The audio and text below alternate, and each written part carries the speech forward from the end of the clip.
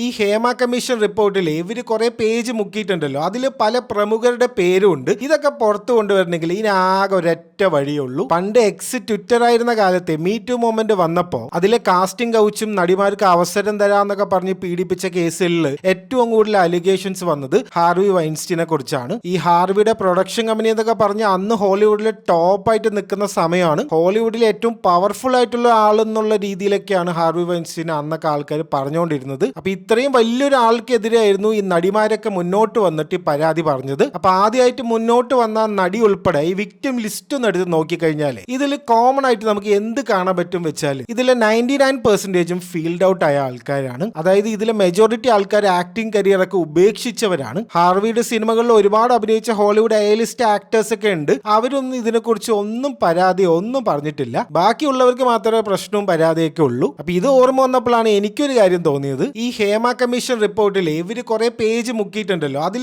പല പ്രമുഖരുടെ പേരും ഉണ്ട്. ഇതൊക്കെ പുറത്തു കൊണ്ടുവരണമെങ്കിൽ ഇതിനാകെ ഒരൊറ്റ വഴിയുള്ളൂ. അത് വേറെ ഒന്നുമല്ല, വെയിറ്റ് ചെയ്യുക. ഒരു 10-20 വർഷം കഴിയുമ്പോൾ ആരെങ്കിലൊക്കെ വന്ന് ഇങ്ങനെയൊക്കെ പറയുമായിരിക്കും. അന്ന് നമുക്ക് അവര് ഹാർവി വൈൻസ്റ്റീനെ ജയിലിലിട്ടല്ലോ, അതേപോലെ ആരാണ് കുറ്റം ചെയ്തത് അവരെ പിടിച്ച് ജയിലിലിടാം. അതേ വഴിയുള്ളൂ.